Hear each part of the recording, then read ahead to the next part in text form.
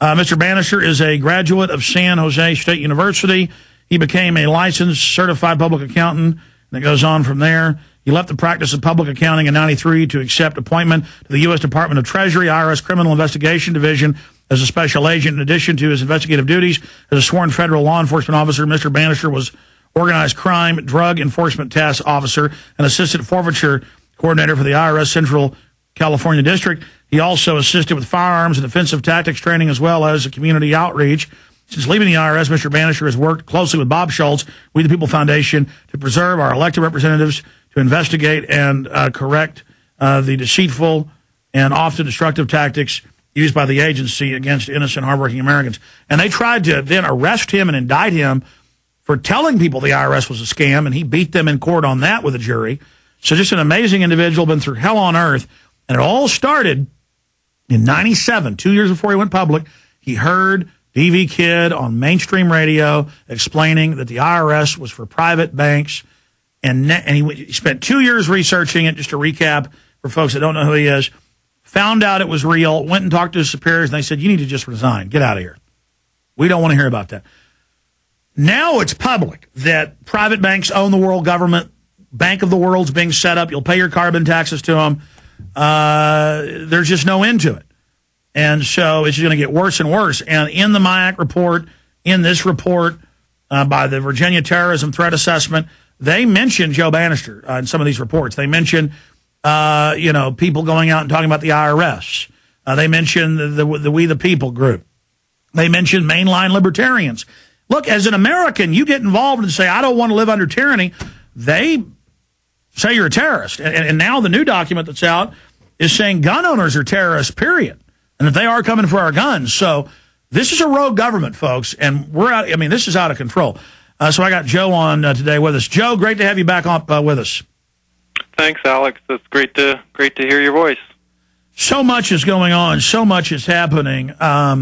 When you first woke up to the New World Order many years ago, did you ever think it would get this crazy, this fast? I mean, I can't believe how ridiculously corrupt the government is. Well, I mean, as becoming more and more apparent, it's a race to the finish line. You were just saying that earlier in your show, and you say it every day, thankfully, because people need to keep hearing it. It's an absolute race to the finish line because they know that the people are waking up, that the people that they thought they trusted are, putting a noose around their neck and sending them to the gallows. And that's the people that we pay to serve us are actually scheming to destroy us. And I remember thinking when I was in my late teens, I became aware of the attacks against the Second Amendment and the efforts to protect it. And I thought, well, how can the government be so blatant in their attacks against the Second Amendment? And then in my 30s, I learned about the income tax and realized that, wow, the federal government's been BSing people, since the early 1900s. So, of course, they think they can go after the Second Amendment.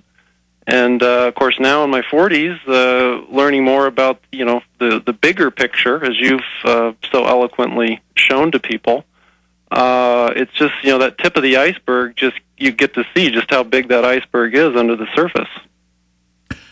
Joe, I agree with you. I mean, I am dumbstruck. I am amazed. I had a caller call in and mention The Economist magazine. I wasn't aware of that article, but I'm covering here. I know it's true, where they pay foreign companies, German, Dutch, Spanish, to come seize the roads and put toll roads on them. I mean, these bankers are so arrogant. They're not even bankers. It's just mafia scammers that they get paid to grab the roads and taxes. And they're just stealing everything. They admittedly are breaking all the laws, stealing trillions for themselves right now with the bailout money. And I can have former top federal regulators on, like the professor we had on who put the S&L folks in prison, and he admits the whole government's criminal. They're taking over. I mean, I guess that's the good news, though, Joe, is that now people really can admit to themselves that we are totally dominated by a mafia, but the mafia doesn't care, and like you said, is racing to the finish line. Where do you see this going? Well, it's going to get worse. The tyrants always turn to violence, right? I mean, the people, as when our country was founded, there's plenty of evidence of nonviolent petitioning, seeking redress, and how does it end up? The British try to steal the guns of the colonists, and the war is on. I listen to your show a lot. I even learned that you wanted to have me on the show from my son Ryan, a 17-year-old. So the good news also is that young people are dialed in to what's going on, thanks to you. So I listen to your show regularly. But unfortunately, I think history has shown that tyrants always go to violence. They also use the surreptitious means, like I've seen on your website, as far as infiltration, co-opting of our efforts. And that's okay. I mean, we, again, thanks to you, we know a lot of their tactics, and we can be prepared for them.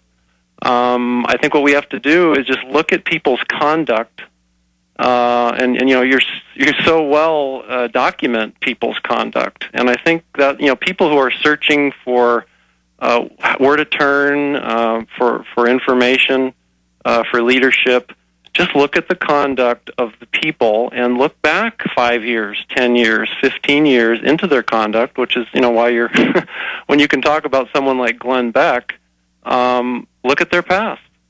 And if you see something that doesn't look right, you better catch yourself and maybe not be so, still learn from them, but be careful not to follow them, and they might follow you. You might follow them right over a cliff. That's right. You got to judge a tree by its fruits. And look, I hate attacking Beck all day, and I get sophomoric about it. It's just that it's so obvious what a fraud he is and others, and I just am tired of seeing people get taken for a ride. Because I'm not that smart, Joe.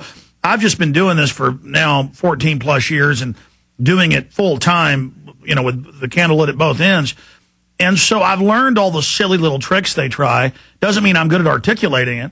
There's a lot of other people smarter than I am. It's just, again, I just get dumbfounded by how gullible people are. But like you said, it's a process. We were all once ignorant about how things work. And I agree with you. The system is really getting aware of the awakening right now. And Joe, I don't see any way they're going to get through what they're doing without starting a big war, staging some big terror attacks, really doing some horrible stuff. And that's why, I tell people this isn't a game. And in fact, I hear my rebroadcast sometimes where I'm screwing around having fun because I'm just a regular guy too. And I get mad at myself and I go, you can't do that. This isn't a game. It hits me how real this is. And I'm sure it's hit you when they tried to put you in prison for telling people the IRS was a scam. Yeah, well, as we found, different footage of you getting arrested. Sometimes you expect it to be, and other times not. They have the jails. They've got legions of lawyers and deep pockets, but we have the truth. And I think that I'm sure you're like me. We don't do this in a vacuum. We look for spiritual strength. We rely on our Almighty Father to guide us, to inspire us, to figure out how we're going to beat this back, because the truth will ultimately win in the end. Frankly, in my opinion, the country, of course, started out with many blessings and continued for many hundreds of years.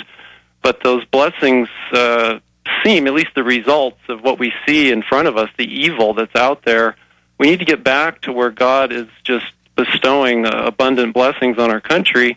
And maybe we need to look to ourselves, look to, as I think I've heard you mention about the abortion that goes on in this country, the killing, the poisoning.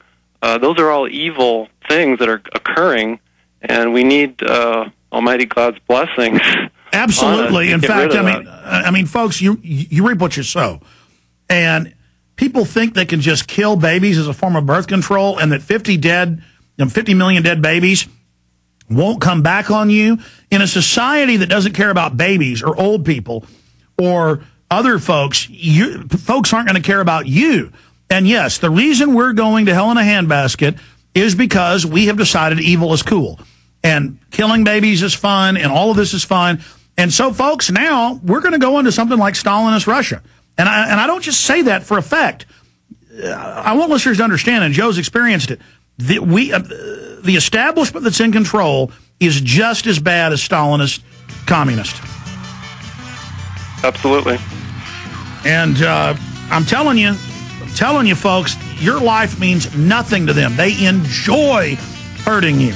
Joe Bannister, I want to try to shut up, though, because I'm ranting here. I want to hear from you how the fight's going to expose the IRS as an investigator, what the IRS really is, some of the new things that are coming up, and take some phone calls with Joe Bannister. And we'll plug your websites.